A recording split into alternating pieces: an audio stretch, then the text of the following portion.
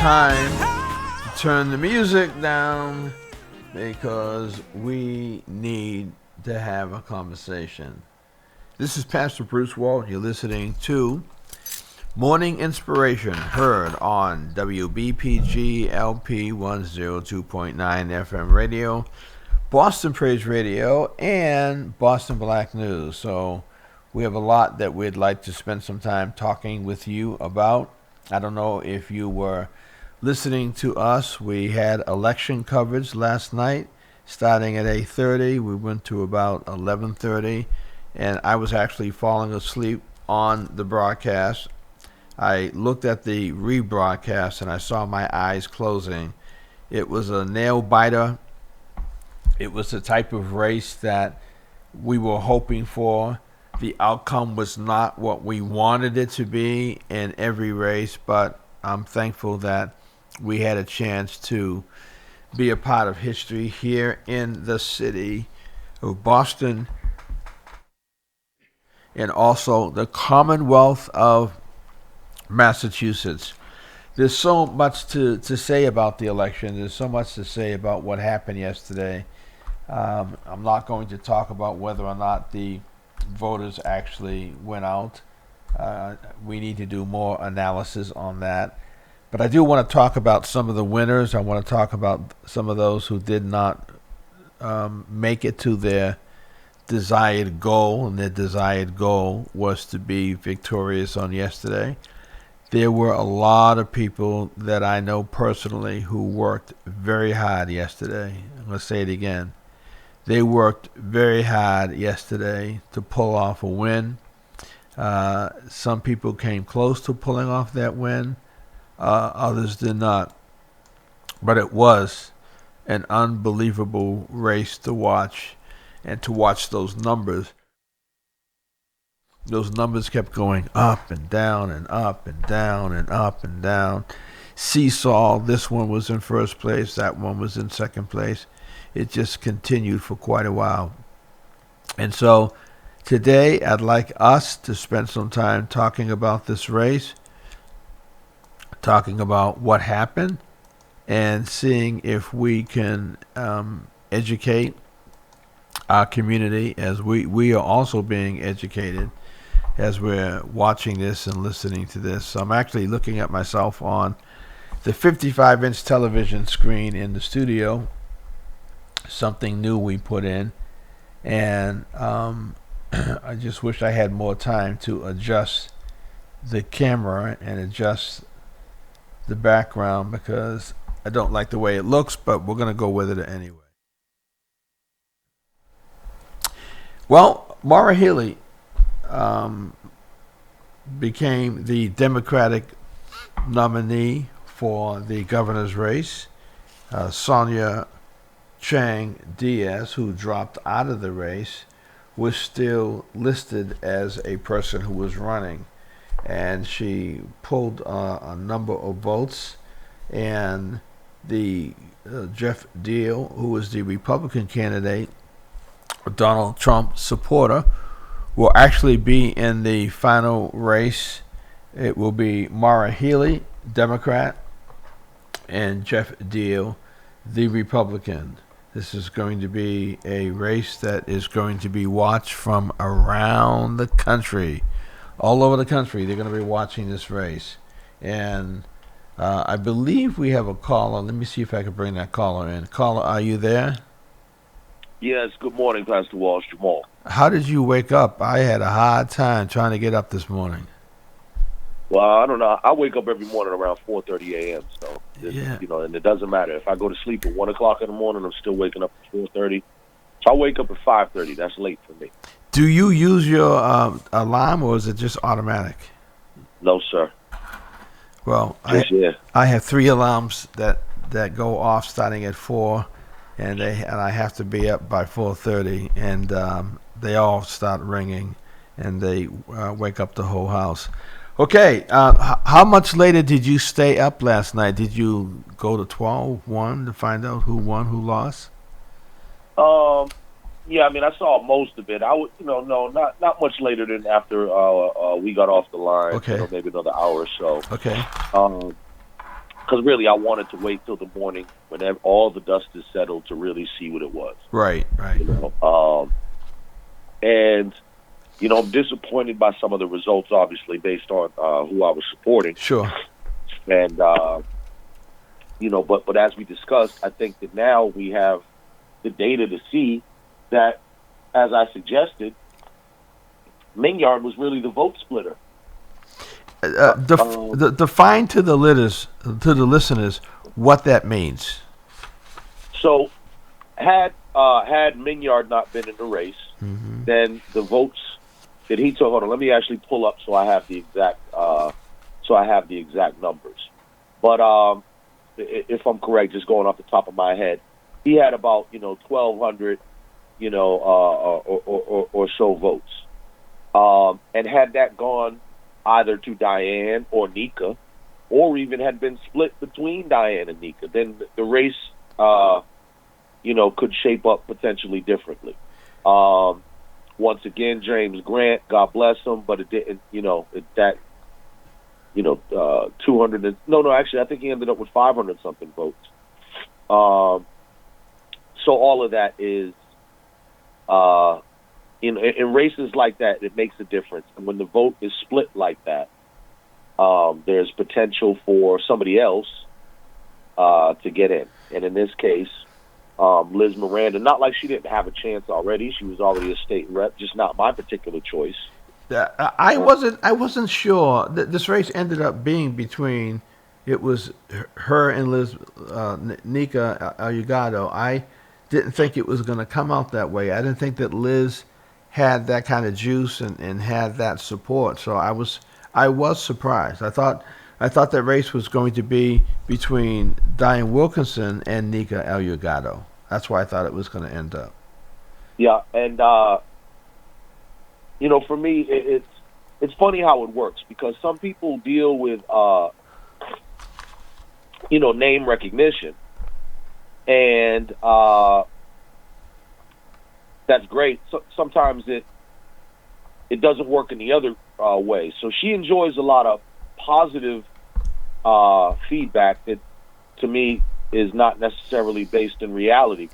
And then she doesn't seem to suffer from a lot of the drama. Right. That was out. It seems to. So for whatever reason, she has some sort of Teflon thing going on. It's like it didn't stick. Yeah. Oh, pardon me. No, yeah, I had that all wrong. I was thinking of another race. No. So Liz Miranda won with 6,531 votes. Yeah.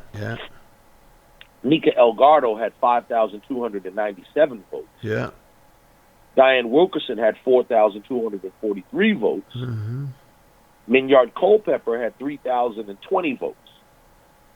So had those 3,000 votes gone elsewhere, that could have bumped Nika over the top, Diane over the top, what have you. Right. Now I believe that Minyard Culpepper was in the race to win. I don't think anybody put him in the race to be a spoiler. I think he was in the race to win. What do you think? Yeah, no, I don't think he did anything malicious, like attempting to be a spoiler. Right. And I think all of them, with the exception of James Grant, had a reasonable, reasons to think that they could win it. Right. They, all viable candidates. But this is how it turned out. These are the things that go, and not for nothing, for Diane to come back after, what everything she's been through, and with all the skepticism in the community and all that, and to still pull out 4,243 votes. And once again, now too, we haven't done the mail-ins and the absentees and all that. I don't know how many are out there, but I don't know that it would make a significant difference in this. Have you ever seen a race where after they declared the winners, like they have this morning in this race, and after they counted all those other votes you were talking about from the U.S. service men and women and absentee, all of that, that it changed the outcome of the race? No, I would say probably the closest I can think of that is the Julia Mejia, Alejandra, Recounts. Saint. I always massacre her name. It's Saint, like I want to say Gullian, but it's not. It's like pronounced like Gwen or Okay. Gullian or something. But nice lady, and they were very split on the thing, and they had to count the votes, and then there was a recount, and then the other votes came in. So yeah, that was the closest thing. And I think while I think the popular notion says one vote, I think after all the recounts came in, I think it actually ended up being eight votes, if I remember correctly. Mm-hmm. So that's the closest I've seen. Felix Arroyo, of course, is not conceding, which once again, to me, I think that just speaks to the character and everything. So he's going to drag this out until. Where did you see that he's not conceding? Oh, all over, it's all over the news. That's the big story. He's not conceding because he contends that there are so many votes still out there that he's not conceding. Okay. Based on the absentee and the mail-in and all that. Well, you know what? I think it would have just helped a little bit had he conceded and just basically say it's over. Kevin Hayden won. To the victor goes the spoils, and I'm walking out. He's a city councilor. He's. It's not like he doesn't have a place to go. But that's gonna keep this thing ginned up. Well, to his point, there are once again, I would love to know how many votes they are waiting on, what have you. But to his point, yes, there are votes that are still out there that have been or have not been counted yet. Yeah. So I get it, but from the totals, Kevin Hayden 36,306 votes, Ricardo Arroyo 31,423. That means that he's expecting 5,000 votes to come in. Yep. All of them, which are for him. So, once again, if there are another 10,000 votes out there, who knows? I don't know that there's that many votes out there. But at that point, he will perhaps have an unfair advantage because anybody who voted really early may have voted, in fact, before the scandal broke. Yeah. Yeah. The fifth Suffolk race also surprised me. I wasn't sure whether or not Christopher Worrell was going to be able to pull this off. I thought Mr. Taveras was going to take it. Were you surprised at all on that one? No, I was not surprised, and it was a close race. And as I said, I know both of them. I consider both friends. So congratulations to both for a good race. Didn't get nasty. Because of so much other stuff going on, they also didn't. That race didn't get a lot of publicity. Right. What have you? But once again, a well-run campaign by both. They both worked hard. And, it was a close race. Now, in that race, in fact, then you have somebody like, let me pull that one up. Because then in that case, you have somebody like Althea. Yeah, with 857 votes. Right. So let's see here. I don't have the other numbers yet, but 1645 for Christopher. Mr. Taveras, 1262. Right. So Althea Garrison is the spoiler in that one. Yeah. So those 857 votes, had they went to Danielson Tavares, he'd be the winner. Yeah. Yeah. And once again, with just just about a $400 vote difference between them, that's a close race. Yeah, that is. And did Mr. Taveras concede the race? Do you know? I don't know, but I'm sure he has. Once again, in a case like 400 votes, that may be viable for the whole early voting and mail-in voting argument. Right. We don't know how many votes are out there. I really wish that there was a way to get a count, and maybe at some point later on today or something, I'll call down to the election department or even Secretary of State's office and even just find out if there's any way, like, do they know how many votes that they're Right. waiting on? Like, oh, well, we know we have an extra 15,000 in the cut or whatever it is. You know, looking at the state race, this race, so a person, the goal is to try to get yourself around 2,000 or 3,000 votes. Obviously, you want to get as many as you can, but a person can win with 1,200 votes. You know, when you ran and Tito won, do you remember how many votes he had to win that race? Yeah, it was a lot. It was bad, once again, as I said. But generally, in the smaller districts, Yeah. for me, District 7, Yeah. and in this case here with them, the State House, the 5th Suffolk, it's about that. So if you add up all those votes, 1,600 plus 1,200, plus 857, you're looking at, 3,600 votes. Yeah. And that's about what it is. I don't think any of these districts are pulling down more than like 4,000 people. Yeah. Unless it's like in a big presidential, the numbers will probably go up when this governor thing now, comes to the final conclusion. But yeah, it's those are the numbers that we're dealing with. It's several thousand people who are voting and choosing it, and yeah, nobody's racking up the big numbers. Right. Once again, unless you're at large, because you get all of the districts. You know what I mean? Yeah. But most of these districts are smaller.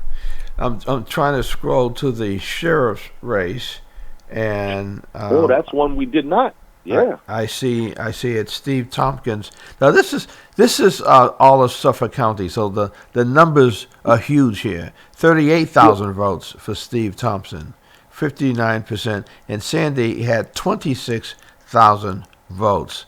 So for a newcomer, that's Sandy, she didn't do that bad.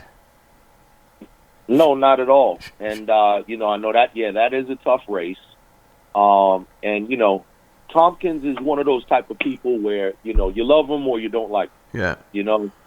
And so I think he might be, I don't know if he has other political aspirations or whatnot, but he might be on the end of his tenure because I think, at least from circles that I'm in, I think people are beginning to tire of him, and kind of view it as like, okay, go ahead and do something else.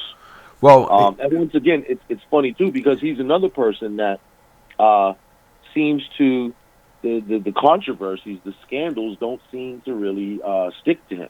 mm-hmm. There have been several deaths of people while in custody at South Bay. Yeah. And that has really gone largely unanswered. I know people like to tout like as a great reformer or whatnot, but from the people who I know who are unfortunately in there, South Bay is no Shangri-La. And I don't mean, of course, jail's not supposed to be fun and comfortable. It's not summer camp. But no, there's some serious conditions, humane conditions, that are, not ideal. and somehow he escapes that critique. Oh, yeah, I haven't heard that side of his leadership at all. I just hear the other side of people talking about programs that he has. And I think Sandy was trying to point out what you were just saying, but it just never captured. The newspapers just never really stayed with it. Now, did you know that Liz Miranda was endorsed by the Boston Globe? Yeah, which I found disturbing actually, because I wonder what is the criterion by which they choose our leadership, which the editorial board, none of them live in the district clearly, but they say, well, she's done a great job. Okay, great. Based on what? Because anybody that would have did an analysis, I would think, when you're a politician in office, a couple of measures that they look at would be your voting record, And another thing that they would look at would be your financial record. There wasn't anything about her missing so many votes. I didn't see anything written about that at all. I heard it from you, but I didn't know. Yeah, let me send you the link right now. Yeah, let me send you the link right now. See, and it's actually sad because this is one of the things about what I talk about. Like, I'm such a news junkie. Yeah. That I either get these type of things when they come in, or it gets shared with me at a later date because the other people that I had, like if I miss something and somebody else in my little crossword puzzle group, they find it. You know what I mean? They send it to you. They make sure you know. Exactly. So things like this, but the general public, it slips right by. Yeah. Well, and so let me see. I'm going to send this to your Facebook just so you could have the thing. Okay. So I'm not talking crazy. Okay. But then too, other finances. The finances campaigns are run from OCPF, right? The Office of Campaign Political Finance. And from what I understand, she has some issues there as well in terms of not reporting on time, expenditures, and she's been disciplined, or not disciplined, but whatever. I don't know what the term that they use, but they pulled her file several times, investigating, once again about expenditures and not reporting. So she's not a A1 crack commando when it comes to this type of stuff. To me, kind of a laissez-faire attitude. And once again, I am extremely turned off by ego-based politicians. Mm-hmm. And in my opinion, she is one of them that has that.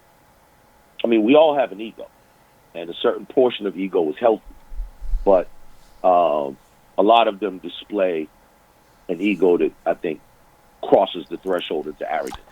I don't like it. It's a turn off for me. Let me ask you a question about the governor's race. So we just said that Maura Healey was the victor on the Democratic side, and she pulled in 553,000 votes, 85.5%. Sonia Chang Diaz, who was not running, but her name was on the ballot, as we know, she pulled in 14%, which is 93,000 votes. For a person who was not running for that anymore, that's significant, don't you think?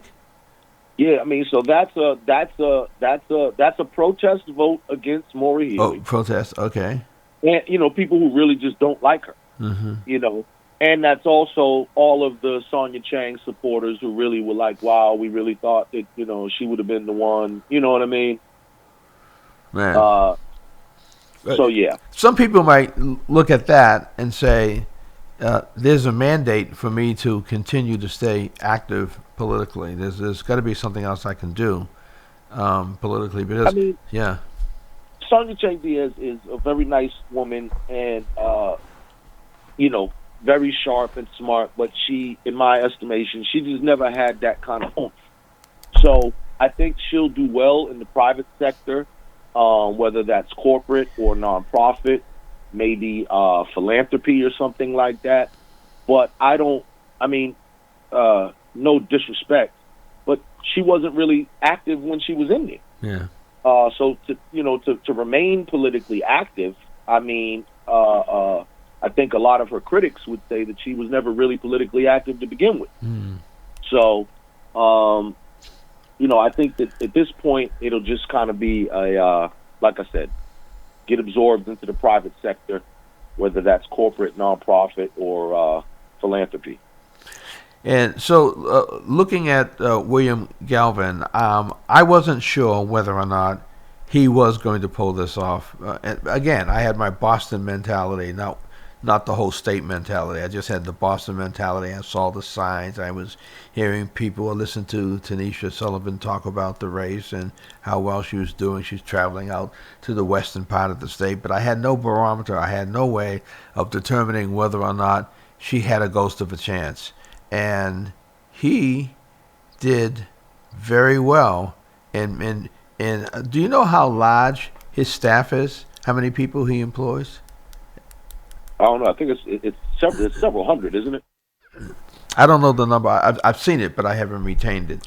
But so, why do you think people still chose the incumbent when we were talking about, his office, his web page? He's not up to this. He doesn't know how to do this technologically. He's not technologically inclined. Why do you think he was able to pull this off?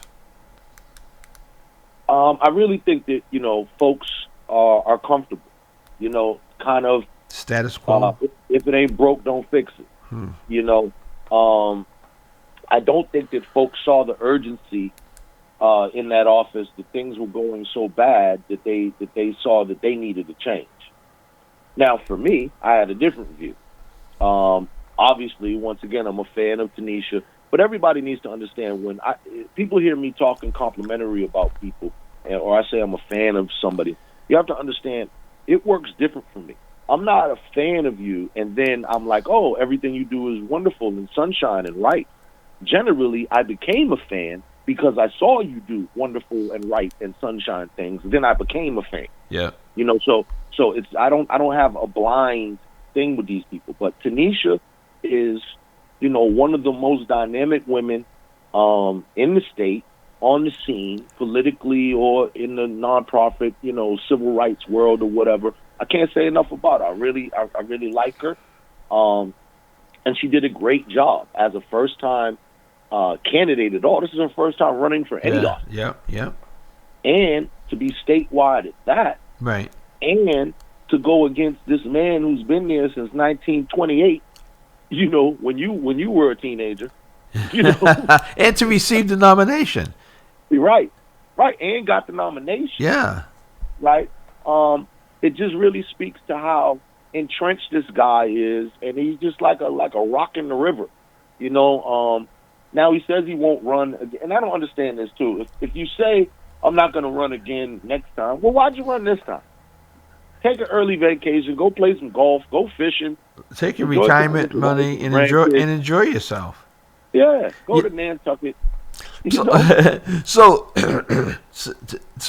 with the 196,000 votes that she picked up, that she got, there's a mandate there for her to stay politically active. And I'm wondering if the people out in the western part of the state, when they heard that she was the president of the Boston branch of the NAACP, if they may have mixed that up to look at the NAACP the way that some people look at Black Lives Matter and were afraid. What do you think? Oh, absolutely. I mean, the NAACP affiliation will win you votes in some circles, and it will lose you votes in others. Yeah.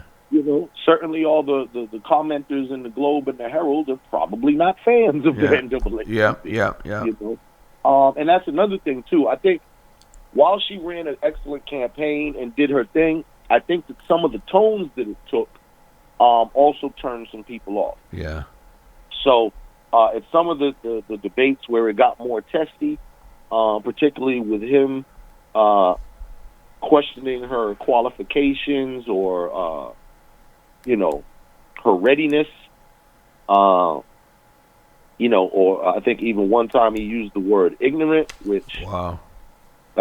Somebody better give him a Black woman handbook. Right, right. He's lucky, wow. He's lucky she didn't cut him. Right. She could have done it verbally or physically, very easily. Well, she did. She did do it verbally. Yeah. she did do it verbally, but he doesn't, and that's another thing about being kind of a dinosaur. He doesn't understand the social cues. This is an old kind of fuddy-duddy. He doesn't know that. I know that he meant it in the true meaning of the word, like she does not know. Right. But when you say ignorant, particularly with a Black woman, it's a whole nother list of connotations that come up. So it was just a real social faux pas that he was unaware of. She seized that moment to educate him a little bit. I don't know if he absorbed the education, but I do know, just based on those comments in the Herald and the Globe, that a lot of people were turned off by those debates. And unfortunately, I think she got hit a little bit with the angry Black woman stick. Yeah, I can see that.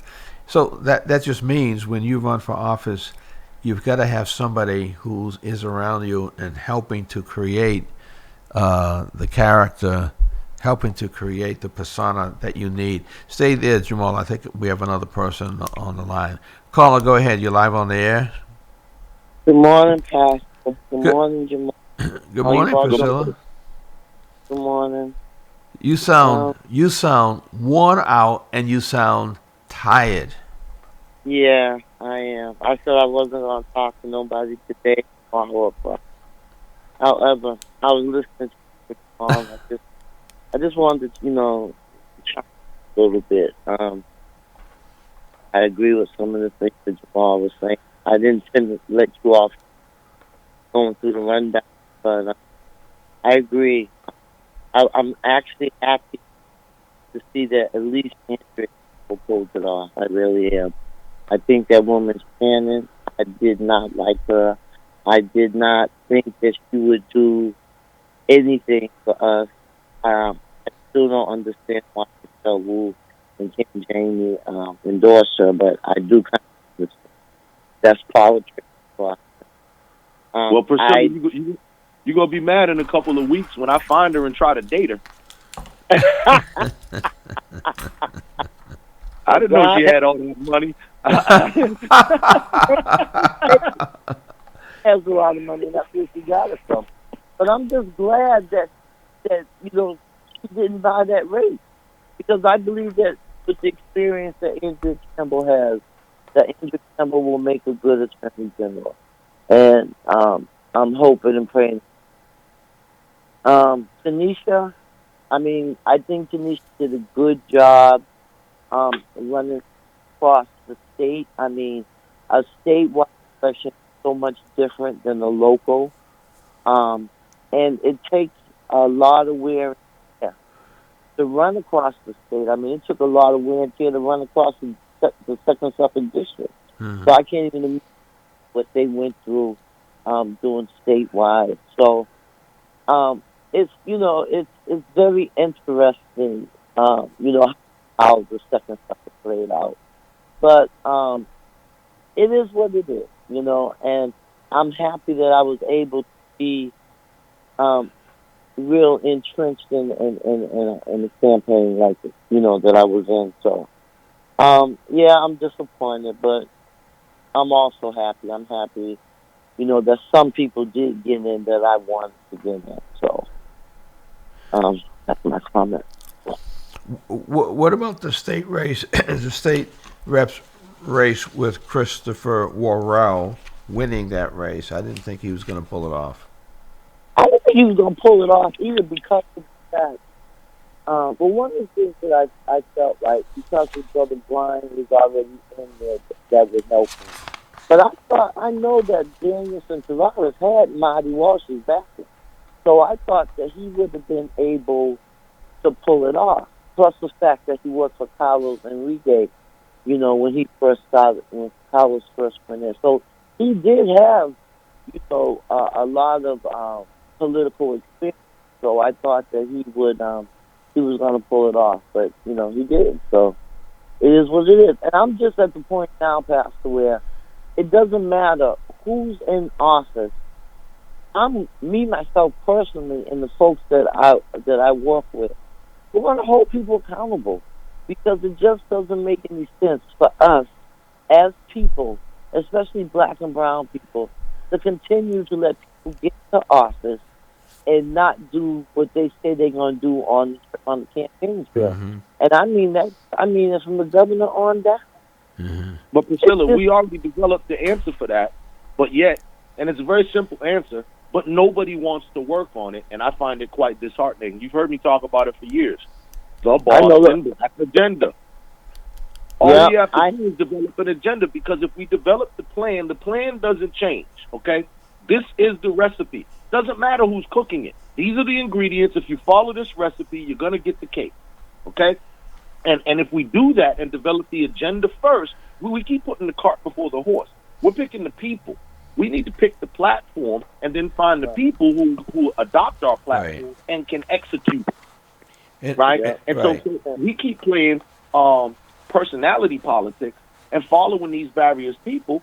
And not for nothing, we really don't know what none of these people think. Because, to my knowledge, with the exception of me, this is why I went so gung-ho. Some would say I actually went overboard, which I may have done overkill. That's why the day that I announced, my platform was out. Same day, right? It was already done. So people, when I'm asking them to vote for me, what are you voting for? Well, here's what I believe. And if it matches up with what you believe, rock with me. And if you have an innovative idea, you can make something that I got there better, or you identify something that I didn't think about before, hey, the more the merrier. But we don't have that type of attitude that I see with a lot of these. It's a lot of demagoguery, and a lot of these people want to be little, have their own little fiefdoms, and it's really, it hurts. This ego is really killing our community.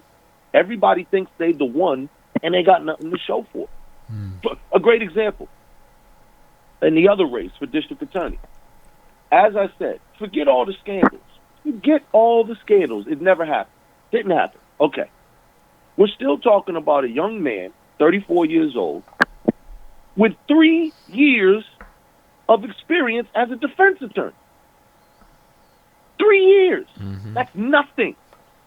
And just as a defense attorney, never prosecuted a case, never been to big boy court, Supreme Court, Superior Court, none of that. Okay.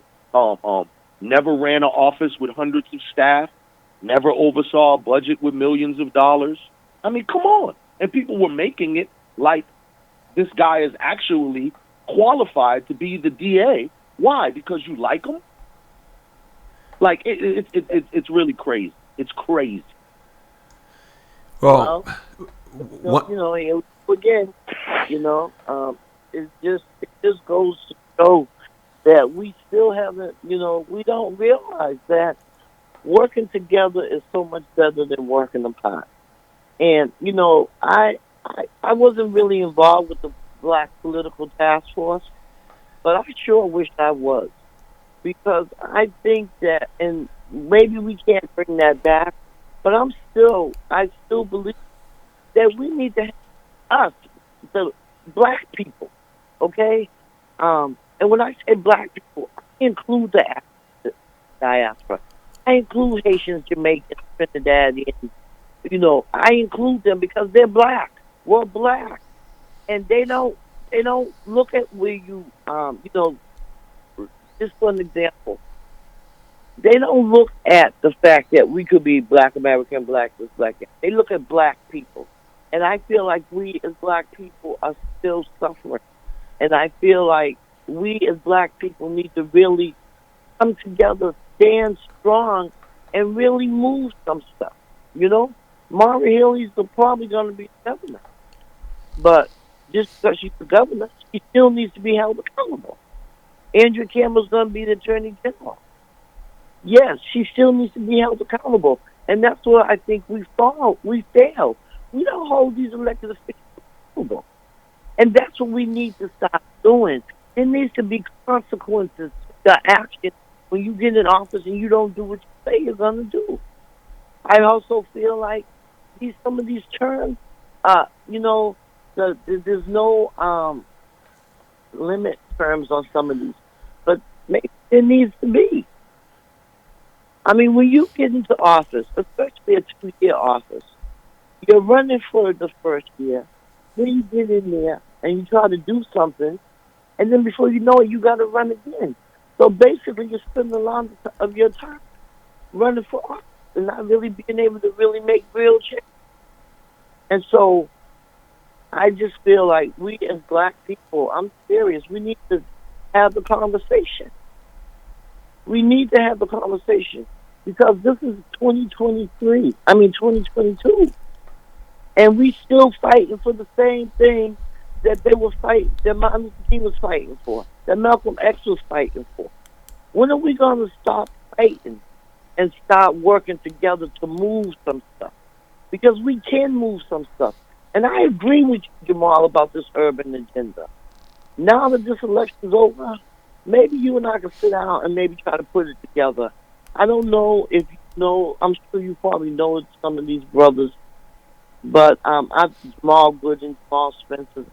I think that I think that these are some of the people brothers that I see trying to do something that done served time that came out and working with our young brothers.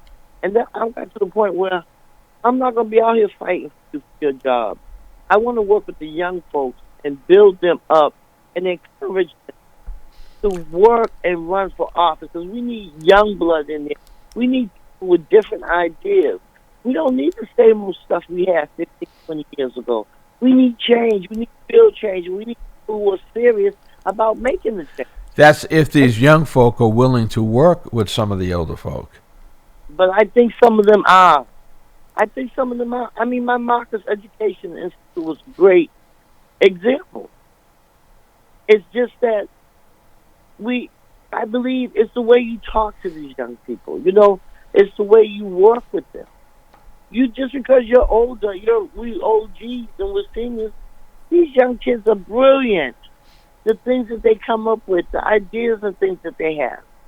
But some adults don't listen to them, and we can learn a lot. The Bible talks about things being led by a child. So that's where I'm at. Well, for both of you, there is one race that we didn't talk about, and that's the 6th Suffolk Democratic primary race with Russell Holmes and Harris Hottaway. And in my opinion, looking at this, Russell Holmes with 3,226 votes blew Harris Hottaway away with his 1,041 votes, 24% versus 75%. Did you folks? I don't want to interrupt. That's the problem. How many people does Russell Holmes represent? 60, 70,000 people? And only 3,000 people came? Yeah, we were talking about the number of votes that people are winning by, 2,000, 1,500. Yeah, well, did you know Harris Hottaway, Priscilla? I know I know him. His family owns the Final Touch boutique down in Nubian Square. Oh. And they also, his mother built the elderly and the elderly building across the Blue Bowling building, Catholic. Did you think he had a ghost of a chance to unseat the incumbent? No, I didn't, because the thing about it, Russell Holmes has been he hasn't really had a real race. He hasn't really had any competition. But Yeah. He's been able to, build money, but he has to raise money every other year. And so, he's knowing him, he's probably just been saving his money, because I'm telling you, this is the first year I ever seen so many Russell Holmes. Yeah. And I mean, he did fundraisers, and he never had to, but he felt that that he had to do it. And like 3,000 to 1,000, that's nothing based on the amount of people that you serve. And that's what bothers me, because a few people make decisions that affect us, because the ones that vote are the ones that get it. So we have to really do some education about this voting. Yeah, and I think, as I said the other day, I think that, Russell Holmes definitely, needs the challenge. I think challenges are good. Right. But this guy just wasn't it. And I'm surprised he even did that well, actually. That's a decent number, again, for a first-time candidate.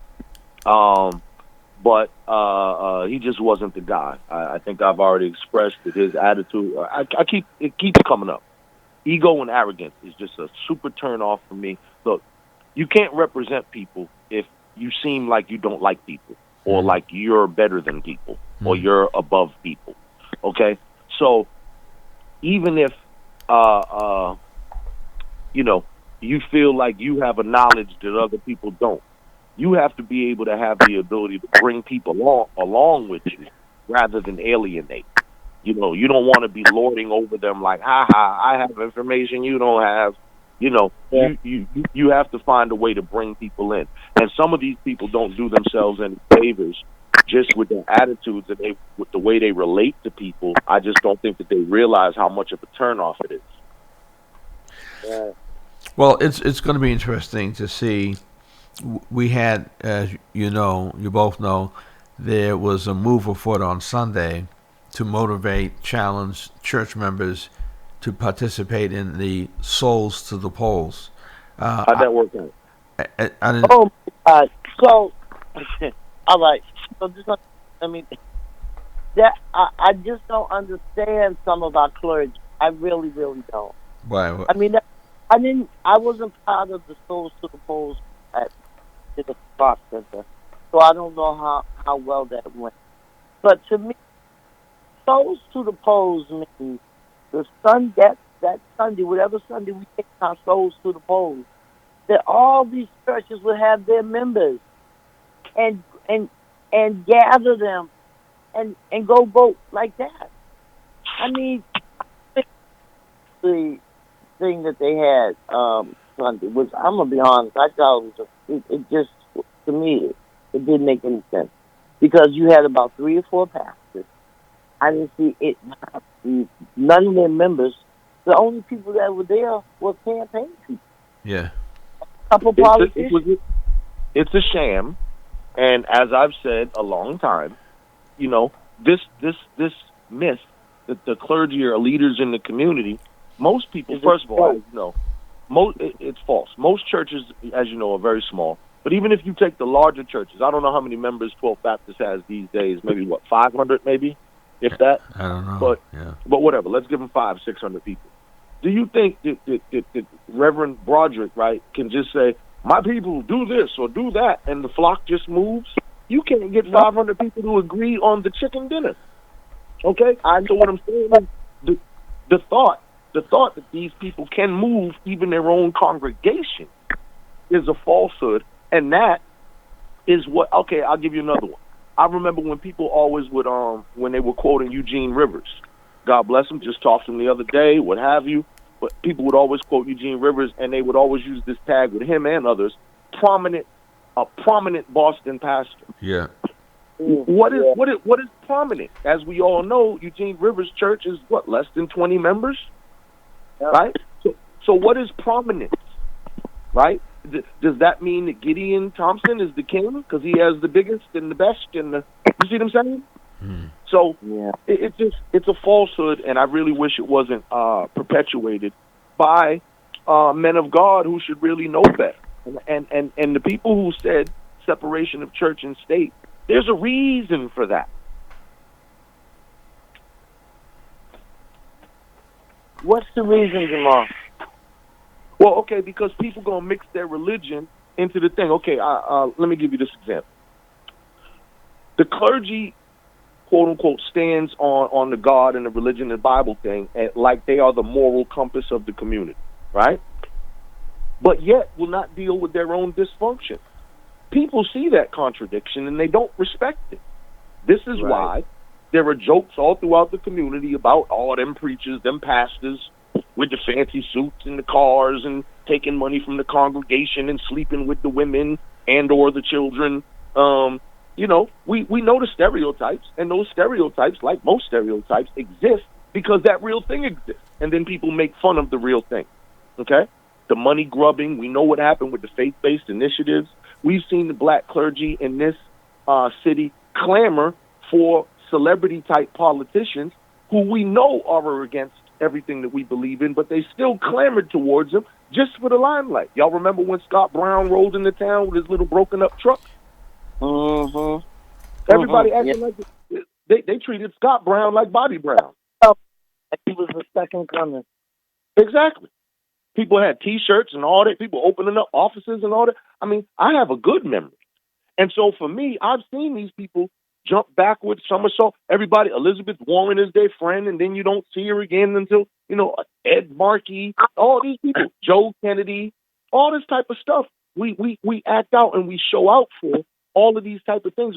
And it's no wonder we don't get what we want. And the clergy, who even allows these people to come into their pulpit and preach or talk from the pulpit, or sometimes awarding them Martin Luther King this or that. It's disgraceful.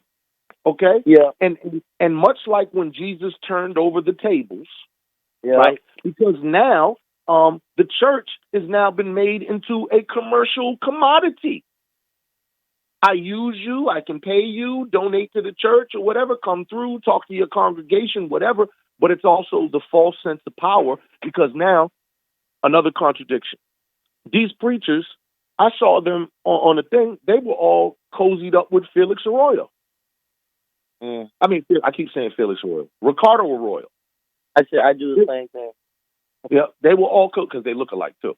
Yeah.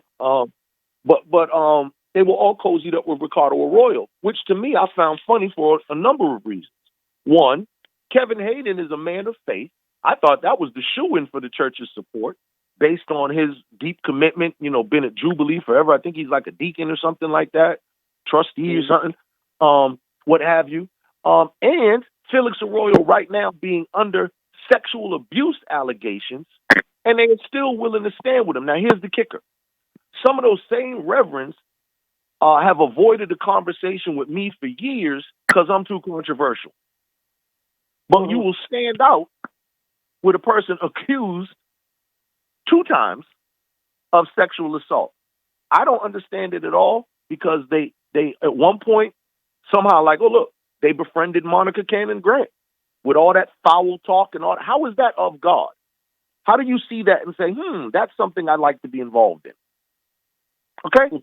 So my point is, to me, and this is a deeper conversation, what have you, but these men of God are not men of God, because the book that I read and the God that I believe in told me, don't listen to what they say, watch what they do. And I be watching what they do. They talk real good. They look good in suits and all that, little pocket squares and handkerchiefs and all that little cute stuff. They got all the accoutrements. But I watch what their fruits are. Right. And to me, it speaks to more wickedness. Thing I'm going to say, I'm very disappointed in these pastors, and one reason why I'm disappointed is because they don't support Boston Praise Radio and TV. I'm just going to put it out there. It doesn't make any sense why you have all these pastors in Boston, all the church, and they will not support Boston Praise Radio and TV. I mean, it's just I don't understand it. Why? Some of them right now are plotting to put their own radio station in their own basement. And once again, as I said, not men of God. Because ego and jealousy says, don't support it, hate on it, what have you, rather than say, wow, look at what our brother in Christ has built, and let's all join in, or what have you. But that's not the spirit here. And not for nothing, it's because of Bruce Wall. Why? Because they know homie don't play like that. People that's why they don't really they don't invite Pastor Wall to all the little parties and all that, because they know he's not playing those same games that they playing. That's why he don't get the big money. That's why he don't got the big soup. You know. This is soup before. That's why he drives a RAV4. That's why he doesn't wear a suit on Sundays.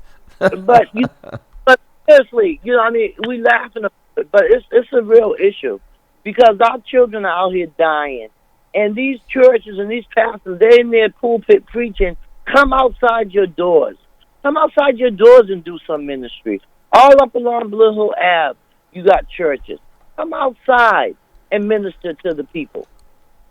And once again, we didn't want them. When I was in the hood, all those preachers who was claiming, they was doing all this street work and whatnot, not only were most of them lying, because we never saw them on Humboldt or whatever, but when the few who did come around would come around, folks was like, man, get out of here, because of all those things.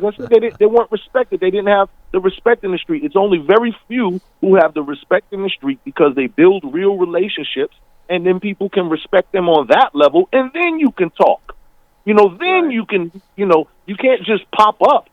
It don't work like that. Right. Well, folk, I know you want to continue this conversation, but we're up against the clock. I got less than a minute. So, any final comments? We'll be in the studio tomorrow, and I want to continue this conversation, because I think talked about. No, I'm serious. I think think that's the fight down City Hall. I mean, really? I mean, it's just ridiculous. All right. Some that are going on in this city is ridiculous. It really is. And we need to talk about it, and we need to be about it, and we need to be about making some changes. Because change is happening.